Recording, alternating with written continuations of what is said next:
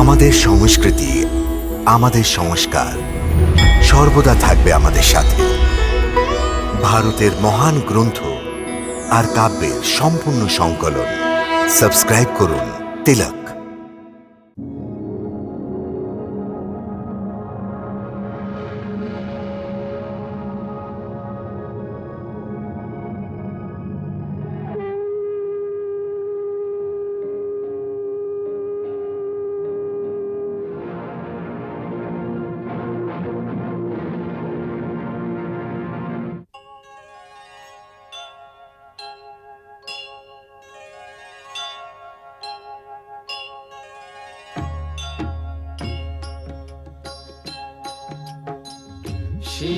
সীতারাম চরিত্র অতি পবিত্র, মধুর সরস অতি মনোভাবনা।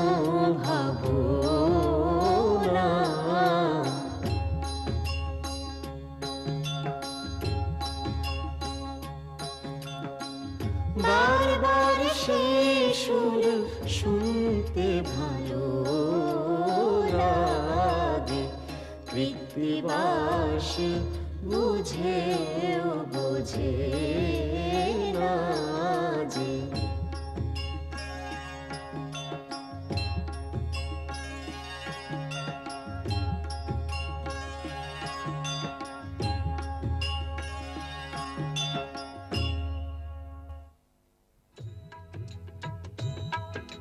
চলেন রাম লক্ষ্মণ মুনিদের সঙ্গে, চলেন রাম লক্ষ্মণ মুনিদের সঙ্গে।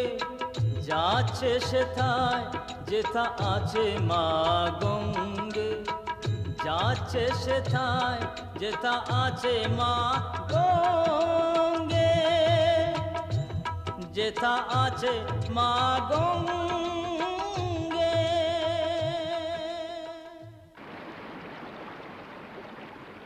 হে রঘুকুল তিলক রাম, বৎস লক্ষণ, এ হলো পরম পবিত্র সর্বপাপ বিনাশিনী মা গঙ্গা। ওনাকে প্রণাম করো।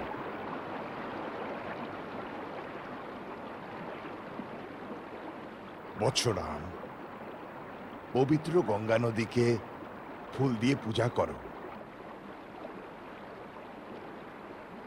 বৎস লক্ষণ, তুমিও ফুল নাও, তুমিও পূজা করো।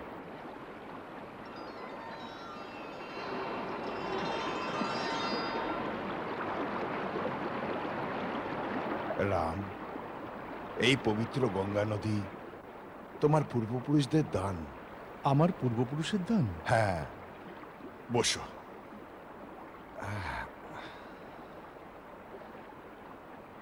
রাম, তোমার মহান বংশের গল্প শোনাই। বৎস, প্রতাপী ইচ্ছাকু বংশে এক ধর্মাত্মা রাজা রাজত্ব করতেন। ওনার সুনামের জন্য দেবতাদের রাজা ইন্দ্র ওনাকে ভীষণ ঈর্ষা করতেন।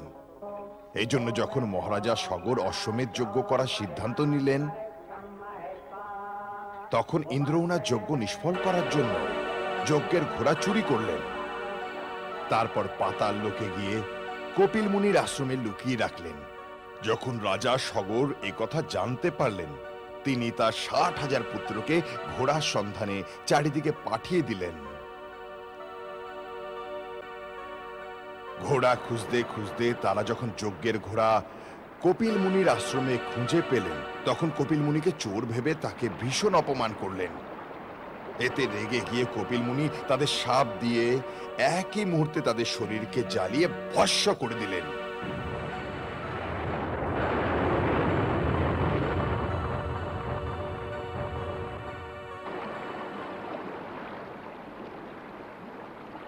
সাপের কারণে মারা যাওয়ায় ওই 60,000 জীবাত্মা শূন্য পথে ভেসে বেড়াতে লাগলো।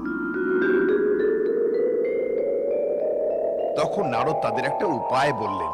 যদি গঙ্গা মাকে স্বর্গ থেকে মর্ত আর মর্ত থেকে পাতাল লোক অব্দি আনতে পারে, তবে পবিত্র গঙ্গার জলের স্পর্শে ওই অতৃপ্ত আত্মারা মুক্তি পেয়ে যাবে। কিন্তু সগর ও তারপরের কয়েক পুরুষ অব্দি কেউই গঙ্গাকে আনতে পারলেন না।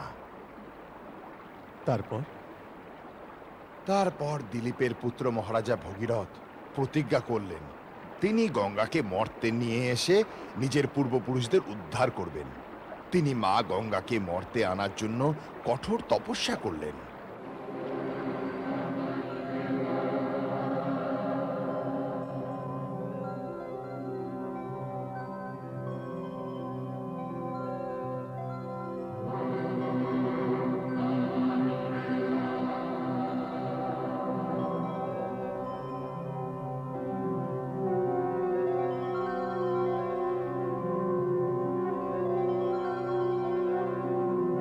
তার তপস্যায় প্রসন্ন হয়ে ব্রহ্মা দর্শন দিলেন, আর তিনি গঙ্গাকে মর্তে আনার বরদান ভগীরথকে দিলেন। কিন্তু আকাশ থেকে মর্তে নামার সময় যদি তার গতি রোধ করা না যায়, তবে তার গতির ধারায় এবং গতিবেগে মর্তে ফাটল ধরার আশঙ্কা ছিল।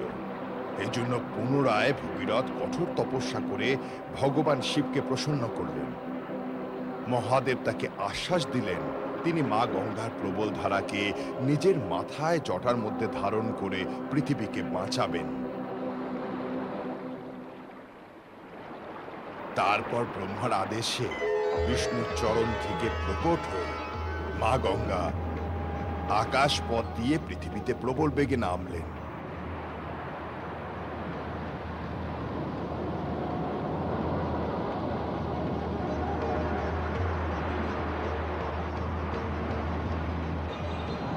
এরপর ভগবান শিব তাকে জটার মধ্যে ধারণ করলেন। তখন থেকে মা গঙ্গা ভারতের পূর্ণভূমিতে কলকল শব্দে বইতে লাগলেন, আর বইতে বইতে সমুদ্রে গিয়ে মিশলেন। সমুদ্রকে স্পর্শ করে যখন গঙ্গার ধারা পাতাল লোকে প্রবেশ করল, অসুররা সেখানে তাকে সাদর অভ্যর্থনা জানালেন। জয় মাতা জয় গঙ্গা, জয় মাতা জয় গঙ্গা, জয় মাতা জয় গঙ্গা, জয় মাতা জয় গঙ্গা, জয় মাতা জয় গঙ্গা, জয় মাতা জয় গঙ্গা, জয় মাতা জয় গঙ্গা, জয় মাতা জয় গঙ্গা, জয় মাতা জয় গঙ্গা, জয় মাতা। এইভাবেই পাতাল লোকে ওনার পবিত্র জলের স্পর্শে ভগীরথের 60,000 পুত্র মুক্তি পেল। এই হলো গঙ্গা অবতরণের পবিত্র কাহিনী। রাম, এই পরম পবিত্র গঙ্গা অথবা ওই চন্দ্রদিবাকর যতদিন চাঁদ সূর্য থাকবে, এই পৃথিবীর মানুষের কল্যাণ হবে। হতে পারে পরবর্তী যুগে দেব দেবীদের ওপর মানুষের আস্থা কমে যাবে, কিন্তু গঙ্গার গৌরব কখনো কম হবে না। মানুষ সর্বদা তার গুণগান করবে। এ যে দেশ দিয়ে বইবে তা শস্য শ্যামলা হবে। গঙ্গার পবিত্র জল জীবন থেকে মৃত্যু অবধি মানুষের জন্য পরম পবিত্র থাকবে, আর অনন্তকাল ধরে মানুষ একে গঙ্গা মা বলে মায়ের থেকেও মহান মেনে নিয়ে তার পুজো করবে। পৃথিবীর সমস্ত নদীর মধ্যে সর্বপ্রথমে এনার নামে উচ্চারিত হবে।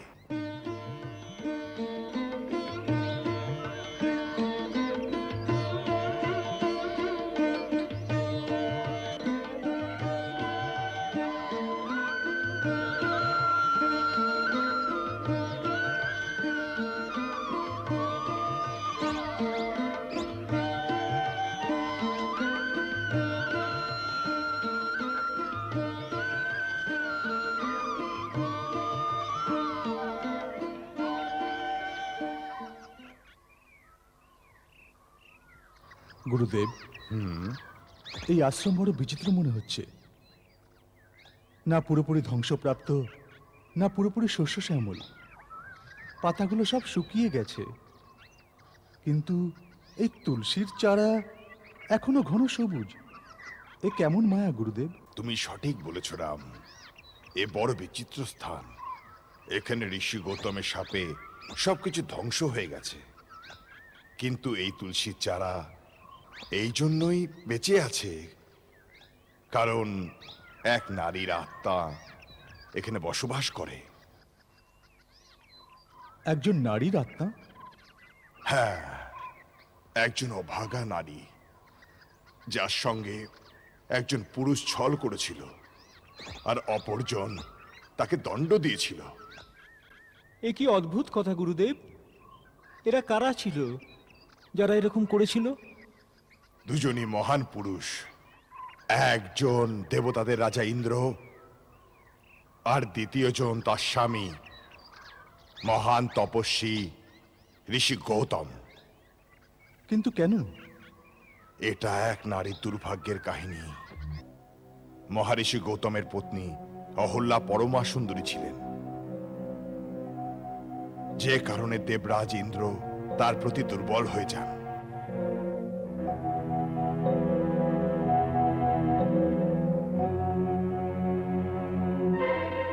একদিন যখন মহারিষি গৌতম ভোরে স্নানের জন্য নদীতে যাচ্ছিলেন, তখন ইন্দ্র সুযোগ পেয়ে গেল আর সেই সুযোগকে কাজে লাগাতে চাইল। সে গৌতমের রূপ ধারণ করে ফেলল।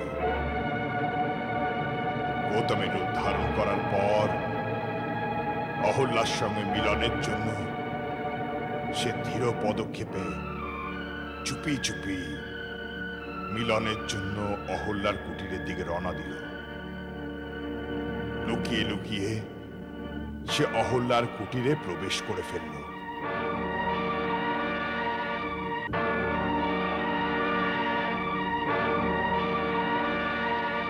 যখন ইন্দ্র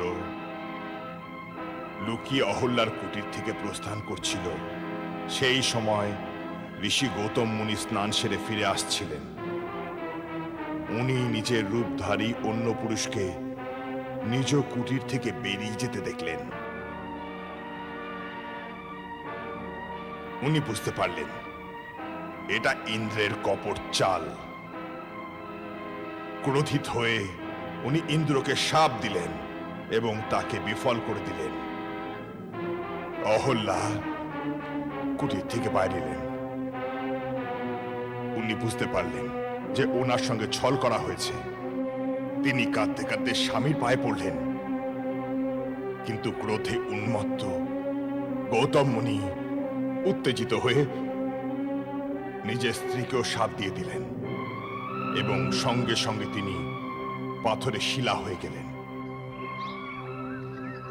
সেই সময় থেকে এই শাপিত নারী পাথরের রূপ নিয়ে কারো পথ চেয়ে বসে আছে।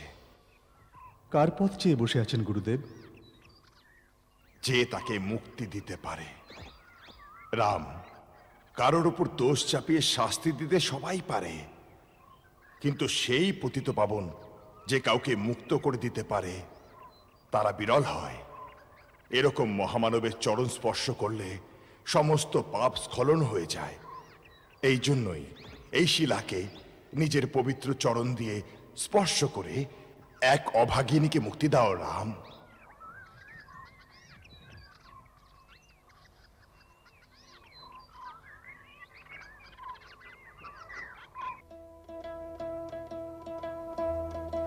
অহল্যা তুমি বড়ই ভাগ্যবতী, রামের স্পর্শে তুমি ধন্য হলে, রামের স্পর্শে তুমি ধন্য হলে।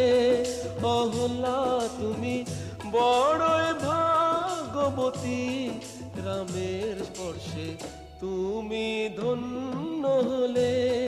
স্বয়ং ভগবানের পরশ পেলে, রঘুবরের কাছে যে পৌঁছাতে পারে না, রঘুবর নিজে এসে, রঘুবরের কাছে যে পৌঁছাতে পারে না, রঘুবর নিজে এসে দেখা দিল তারে। সকল বাধা আছে ধরাতে, রামের দয়াতে, রামের স্পর্শে তুমি ধন্য হলে।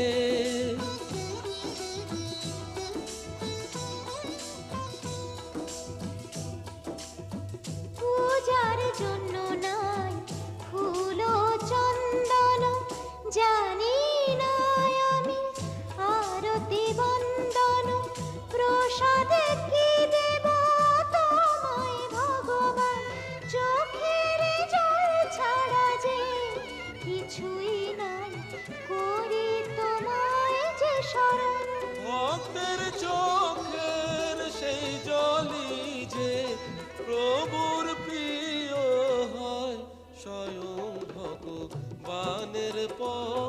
পেলে।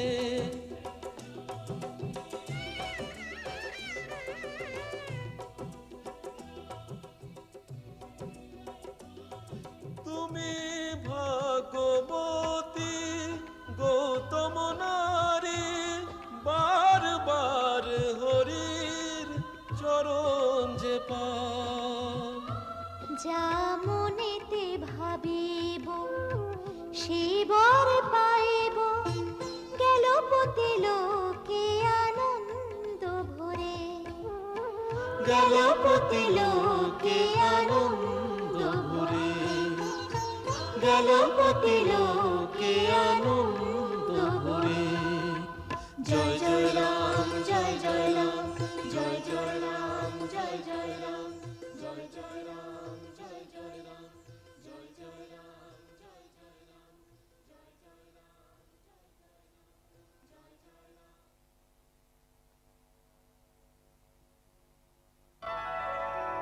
অশেষ সৌভাগ্যবতী হও মহারানী সুনয়না, মঙ্গল হোক মহারাজ জনক, সকল মনোরথ পূর্ণ হোক।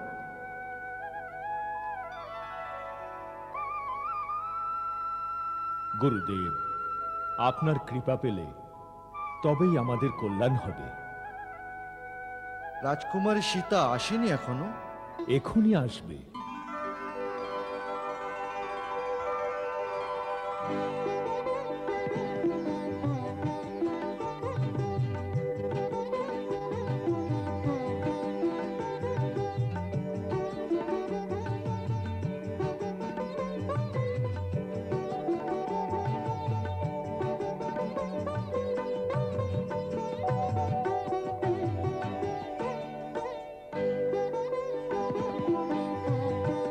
গুরু সদানন্দের চরণে প্রণাম। তোমার মনস্কামনা পূর্ণ হোক মা।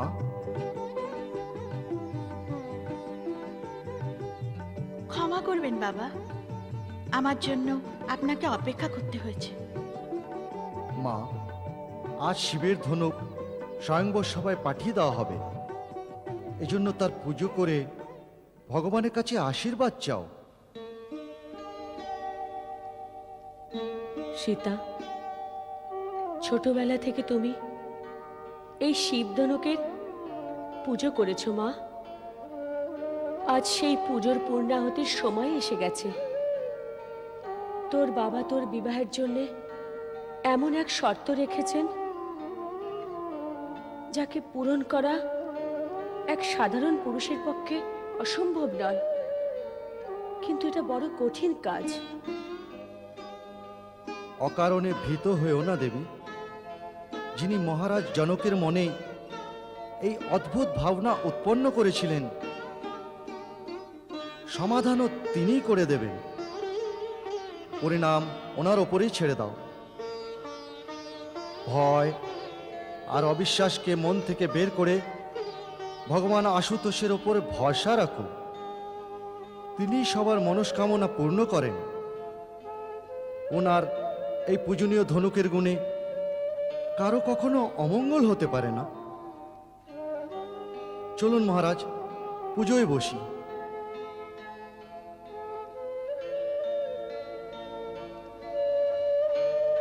মা সীতা, মন দিয়ে পুজো করো। মা উর্মিলা, তুমিও তোমার বড় দিদির জন্য ভগবানের কাছে প্রার্থনা করো।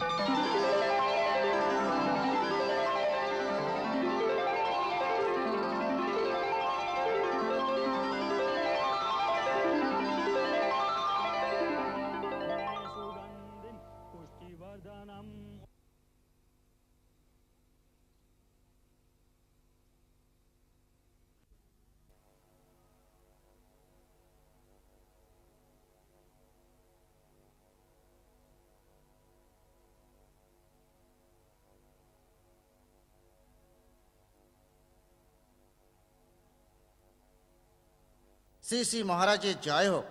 আপনাকে কষ্ট দেবার জন্য ক্ষমা চাইছি মহারাজ। আপনার আদেশ ছিল মহর্ষি বিশ্বামিত্রের আগমনের খবর দ্রুত দিয়ে দেবার। মহর্ষি বিশ্বামিত্র এসে গেছেন? আজ্ঞে হ্যাঁ মহারাজ, মহর্ষি বিশ্বামিত্র এসে গেছেন। নগরের বাইরে আমবাগানে ওনার বিশ্রামের ব্যবস্থা করা হয়েছে। রাজন, ওনার সম্মানের জন্য আপনার নিজেরই যাওয়া উচিত।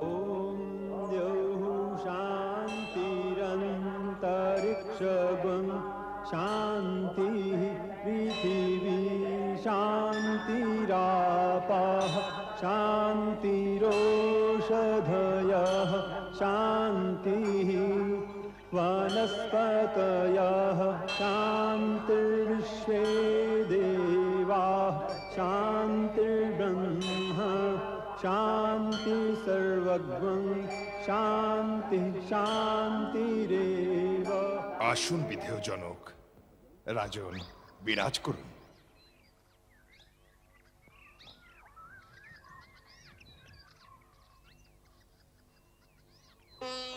মহর্ষি, মিথিলায় আপনাকে স্বাগত জানাচ্ছি। আপনার চরণ স্পর্শে জনকপুরী পবিত্র হয়ে গেছে। আমার অনুরোধ রেখে আপনি মিথিলায় পদার্পণ করেছেন, এই কারণে আমি কৃতার্থ হয়ে গেছি। বিধেয় রাজ, আপনি নিজেই ঋষিদের মধ্যে মহাঋষি এবং জ্ঞানীদের মধ্যে মহাজ্ঞানী। আপনার ভালোবাসার আবেদনকে কি করে প্রত্যাখ্যান করি? প্রভু, আমার প্রার্থনা শুনুন। আপনি রাজমহলে অবস্থান করুন, যাতে এই সেবক আপনার সেবার সুযোগ পেয়ে ধন্য হয়।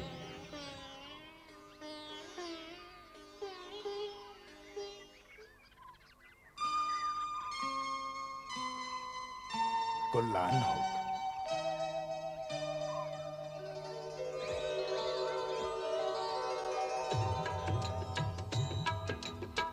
মনোহর মধুর রূপের সাগর, মনোহর মধুর রূপের সাগর, বিদেহ বিদেহ তুমি যে সুন্দর, বিদেহ বিদেহ তুমি যে সুন্দর, বিদেহ বিদেহ তুমি যে সুন্দর। মঙ্গলকারী অমঙ্গলহারি, দশরথ তনয় সে অজেয় শ্রীহরি।